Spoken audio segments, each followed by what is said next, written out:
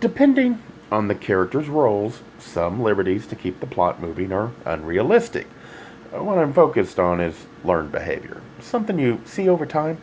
That is why I like series, because it starts to develop a character into a person and it constrains the writer into how the character can react.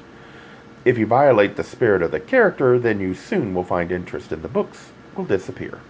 While the thoughts are inspired by the book, it does not imply the writer intended to inspire the thoughts I have. Because we have spent so long in the closet, on guard for any slip that might out us, I think it does make us a bit self absorbed at times. It was imperative to control everything in our lives. You can't be aware of things going around you when your aim is to do the impossible. A slip by you is inevitable. We are attempting to hide who you are. Emotions, talking too much to others, even creativity is a threat. Leaving the closet, the danger level does go down. After all, your greatest fear has been faced.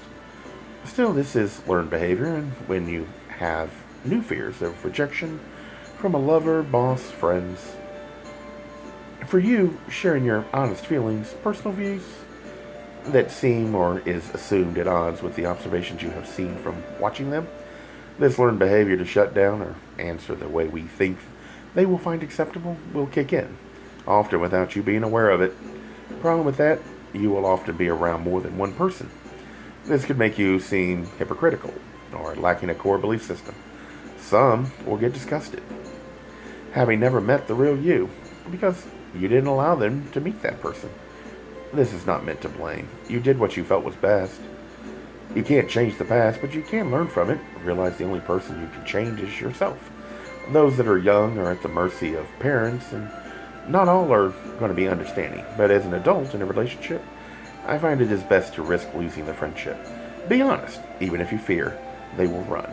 Better they do it sooner than months later when you are more attached.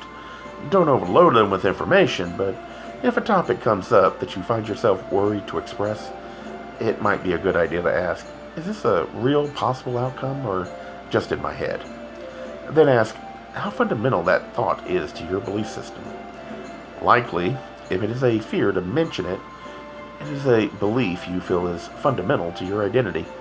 The fear is showing how important it is to others, that it will lead you to a rejection, not of the ideal or the behavior, but of you. While the thoughts are inspired by the book, it does not imply the writer intended to inspire the thoughts I have. The attempt is to start a discussion and get people to think about human behavior from the perspective of the closet. How this might lead to problems that make friends or partners or even business relationships difficult. I can understand why some would dismiss this effort. I find reminders in how the characters behave with memories of my own experiences and then explore that aspect. It's meant to start people to think. It is not meant to imply I am right. If you do not share the ideals with others, then how will you know if you're right? When talking, the focus should be on challenging and exposing your ideals, not in changing other opinions. That would only lead to frustration, since the only person you can change is yourself.